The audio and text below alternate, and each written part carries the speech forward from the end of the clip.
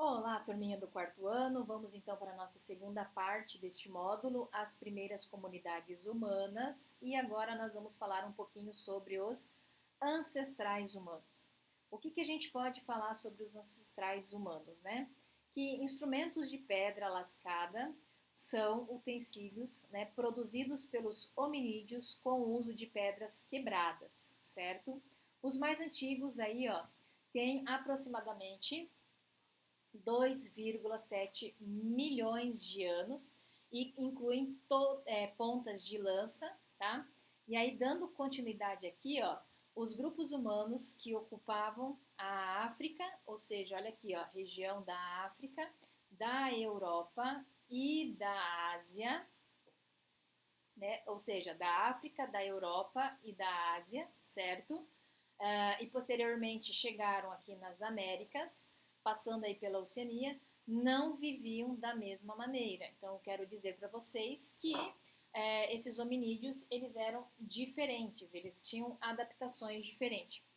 Cada grupo, né, se adaptou ao lugar e desenvolveu características físicas culturais próprias. Então, aqui nessa imagem inicial, nós temos o seguinte, né, um mapa mundi, mostrando aqui, ó, o início, né, segundo a arqueologia, os hominídeos vão surgir aqui, né, os primeiros hominídeos vão surgir na África.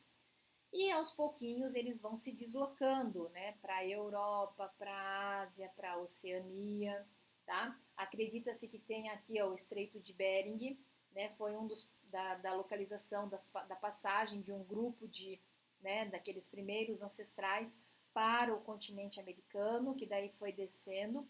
Também tem a teoria que diz que eles foram indo por ilhas até chegar, né, na América do Sul.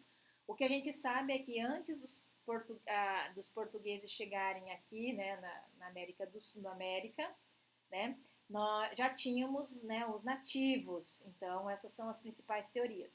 Só que aqui a gente tem que entender que isso levou muitos e muitos anos para eles se espalharem aí pelo globo.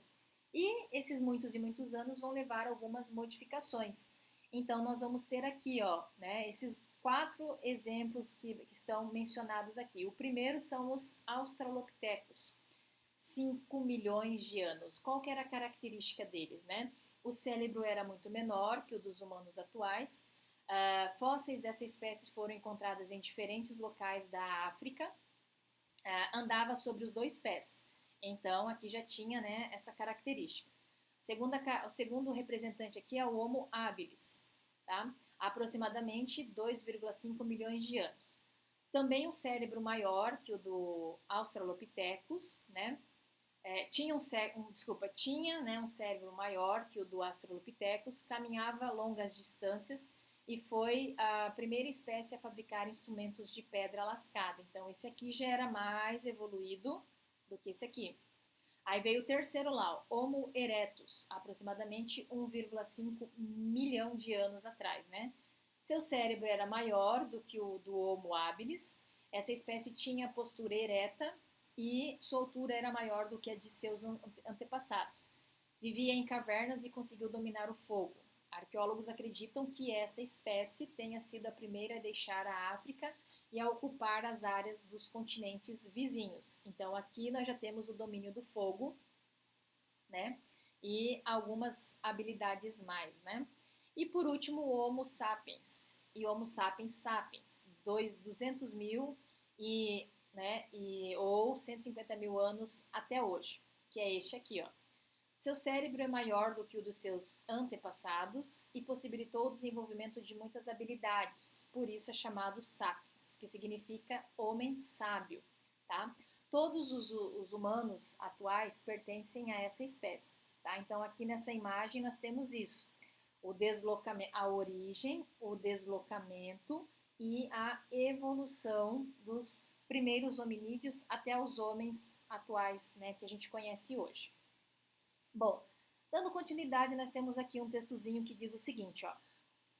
Os Homo erectus eram caçadores. Durante aproximadamente 1 milhão de anos, eles migraram, seguindo as rotas de animais, né? Geração após geração, eles ocuparam muitas regiões do mundo. E se a gente vai ler esse textozinho aqui, nós vamos entender um pouquinho sobre essas mudanças corporais que eles tiveram. a silhueta do Homo erectus se alongou, ele passou a ter entre 1,60 e 1,70 metros de altura, tornou-se permanentemente bípede. O que é bípede? Que se apoia ou caminha sobre os dois pés.